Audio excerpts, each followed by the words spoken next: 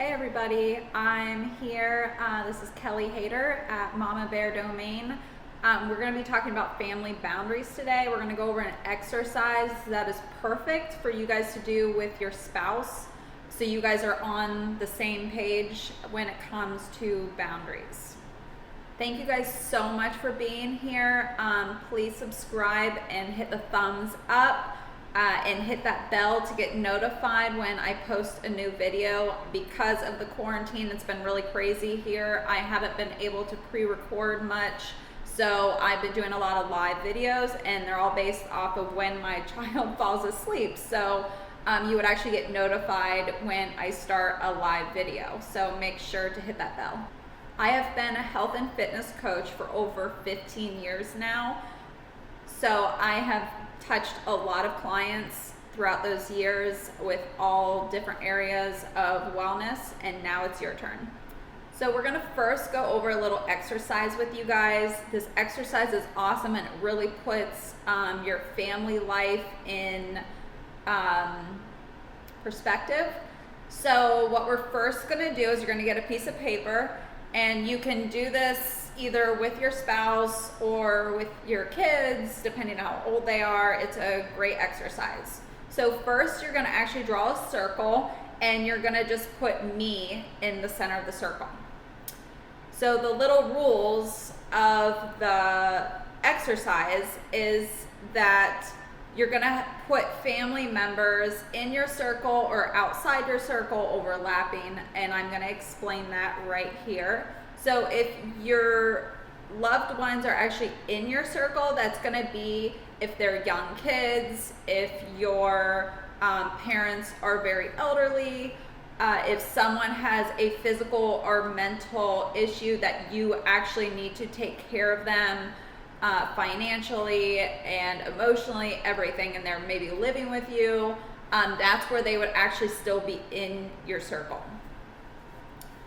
So from there, so for example, on my circle, I have me, and that is going to include, in my circle is my husband and my daughter and my son. So those are the only people that are actually inside my circle.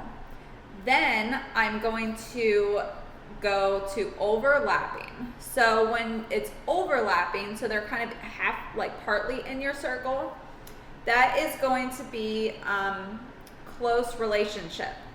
So someone maybe that you talk to every day, like your parents, or maybe your kids are a little bit older, so that would be like if your kids are in college and they're still financially dependent on you partially, or emotionally dependent on you. So even if you aren't helping them with finances or student loans, but you still are, they call you every day to get advice, so they are going to be overlapping your circle. Then from there, we're gonna keep moving out. So then you're going to have circles that are touching.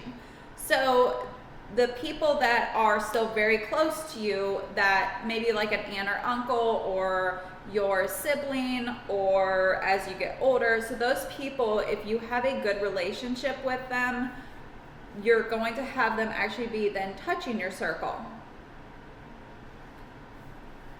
So then as you go outside of your circle, if people are not actually touching your circle, but they're, like you have a disagreement, or you're just not close anymore, or there was a situation, maybe like a divorce, but you have kids together, so you're separate, but those people still need to be in your life because of your situation. So those people are going to be still in your area, but they are going to be actually separate. So there's very little communication with them, but they are needed to be within your immediate family, for example. So from there,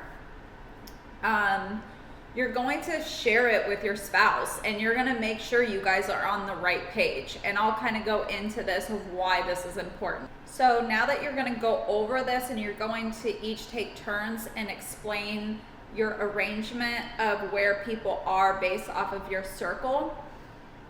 So once you do that, you're gonna see how alike you and your spouse are to make sure you're on the same page. So for example, if you have, let's say, kids that are older, that is going to be the most challenging for people, is when your kids, let's say, are in college or they're just starting their careers. Well, they should technically be almost outside of your circle or barely overlapping, because they're going to be starting their own families, and they should not be financially or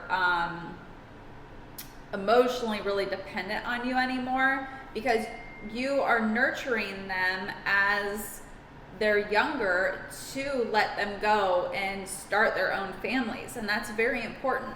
So I want you to go ahead and just make sure you're on the same page with your spouse. And as your kids are older, you can go through the same exercise with them, so they understand that you are still there for them and you still have a powerful relationship, but they are now adults and they need to then start to come up with their own family goals and their own relationships. And once they become married, they then are starting to form their own circle. So their circle should just be slightly attached to yours, because you would still remain close. So it's about making sure that you're on this right page or the same page with your spouse. Every situation's different.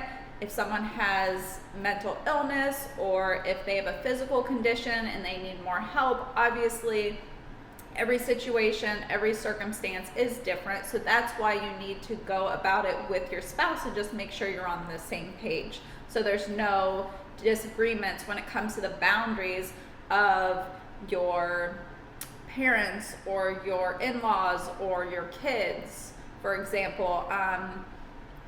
And as parents become older and they need more help physically, they might be starting to come closer into your circle if they need to, but you need to make sure that your spouse is on that same page as you.